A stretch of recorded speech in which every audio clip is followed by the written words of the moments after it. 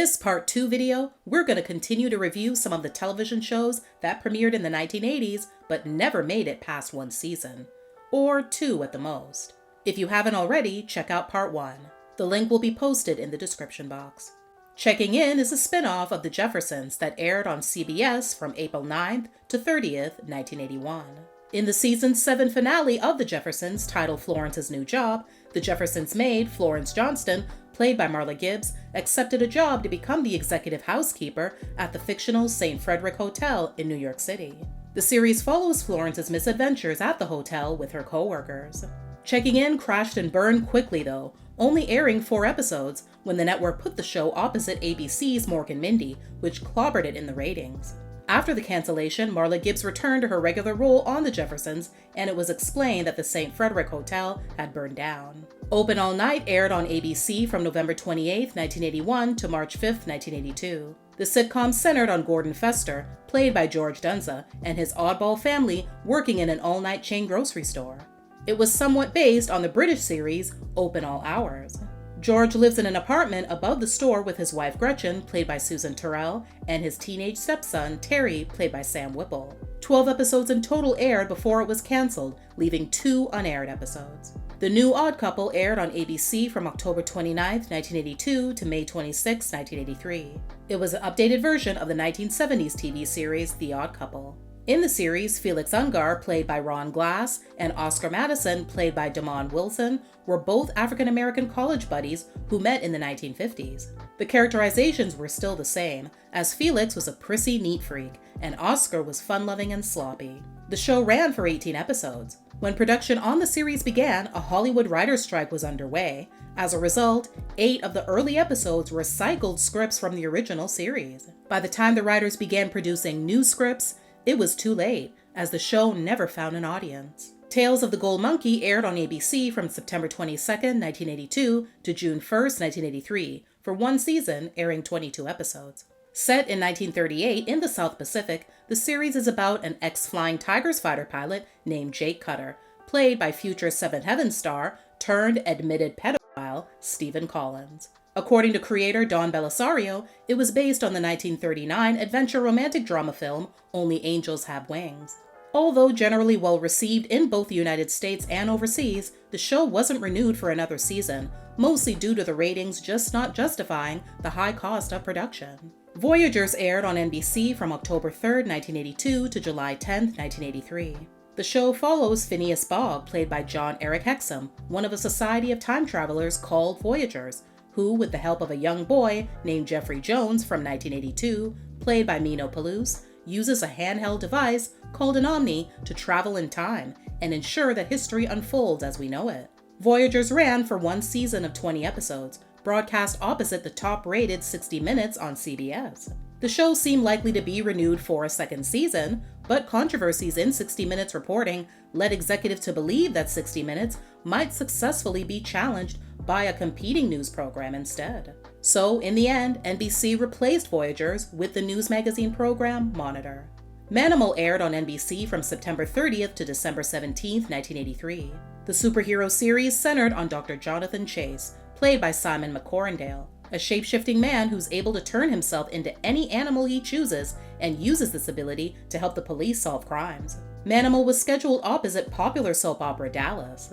The 90-minute pilot episode aired on September 30th, and the 1-hour series began airing 2 weeks later. The show was placed on hiatus after only 4 regular episodes had aired, and production on the show ceased at that time. It returned 1 month later, burning off the 3 remaining produced episodes before the show was officially canceled due to low ratings after an 8-episode run.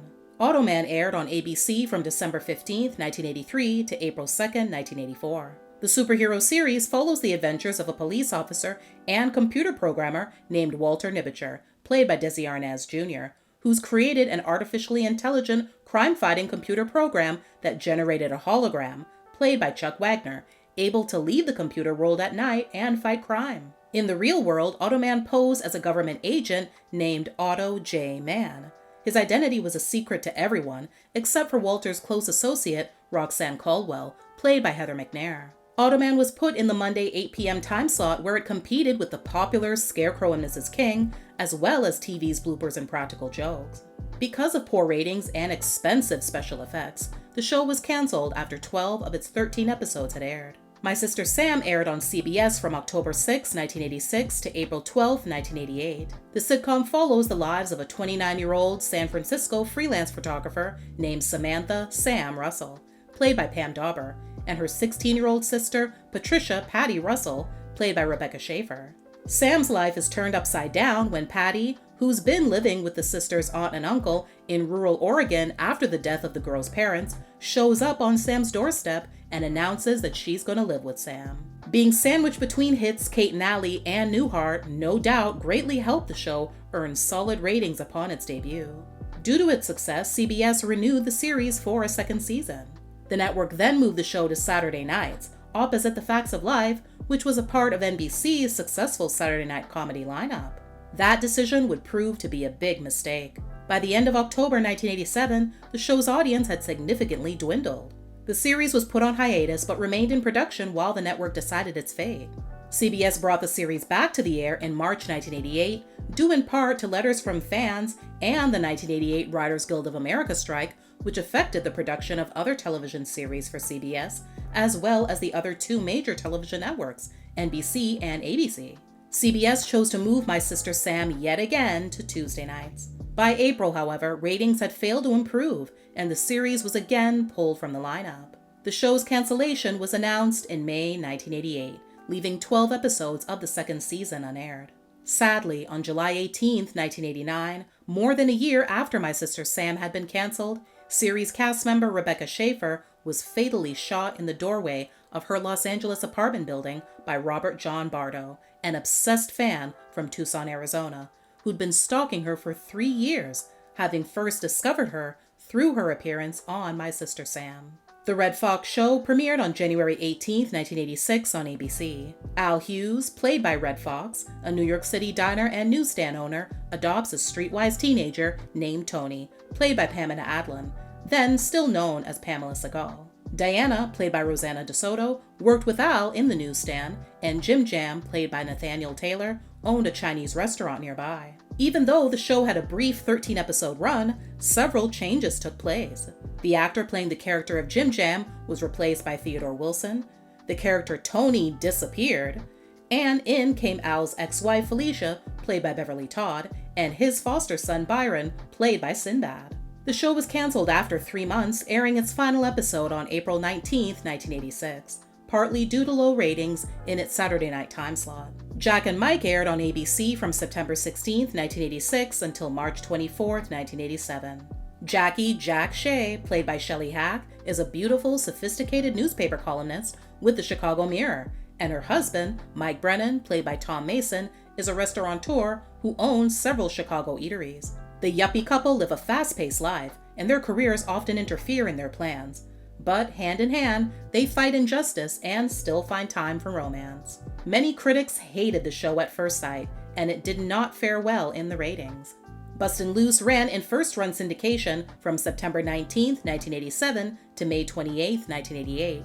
The sitcom, loosely based on the 1981 film of the same name, stars Jimmy Walker as Sonny Barnes, a former con artist who's been caught by the authorities and sentenced to 5 years of community service. He's placed in the home of social worker Mimi Shaw, played by Vonetta McGee, who lives with 4 orphans. Sonny lives in the basement and works around the house doing odd jobs.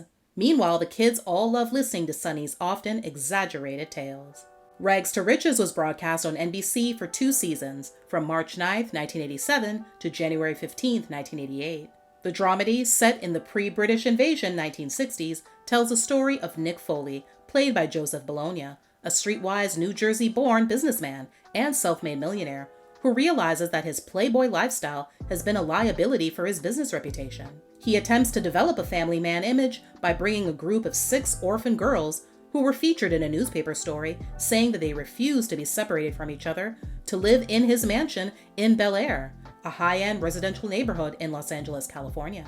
Fun fact, one of the girls, named Marva, is played by Tisha Campbell in her first TV role. While the only reason Nick does this is to seal a business deal, and he doesn't intend to keep the girls permanently, his plans change as he grows attached to the girls, and he ends up adopting them as his legal daughters. The show was promoted with the tagline, "If you liked Annie, you'll like Rags to Riches." After very good ratings on Sunday night, hosting Saturday morning cartoons, a 2-hour Las Vegas TV movie, and a Christmas special, it got moved to Friday in the fall of 1987 to make way for Family Ties. Ratings for the series were not strong enough for its Friday night time slot, and NBC canceled the show partway through its second season. The Law and Harry McGraw, a spin-off of Murder, She Wrote, aired on CBS from September 27, 1987 to February 10, 1988.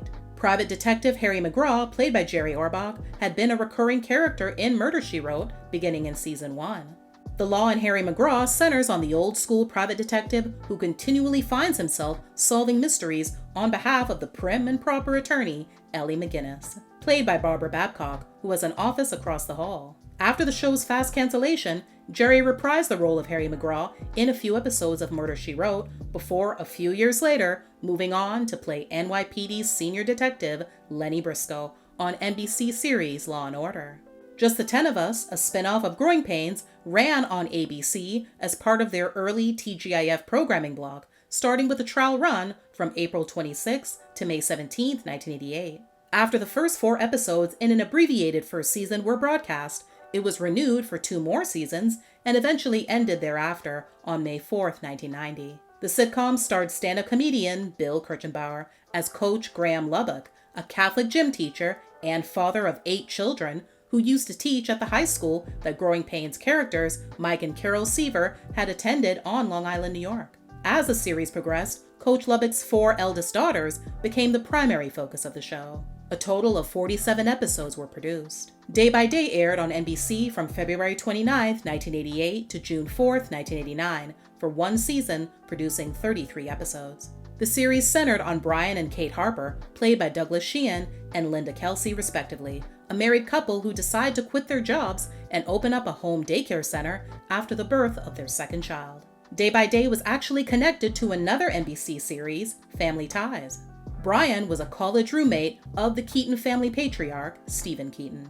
The Robert Guillaume Show aired on ABC from April 5th to July 19th, 1989. The series starred Robert as Edward Sawyer, a single father of 2 children who begins an interracial relationship with Anne, played by Wendy Phillips, his white secretary, who has a daughter of her own. According to Robert's autobiography, he conceived the series with the intent of exploring racial complexities in a family setting through comedic way, but was warned by the network that the American public needed time to adjust to the idea of an interracial romance. He maintained that ABC deliberately sabotaged the series by airing episodes out of order and showing a kiss between Edward and Anne on the 2nd episode instead of the intended 8th. The Robert Guillaume Show was soon canceled after only 13 episodes.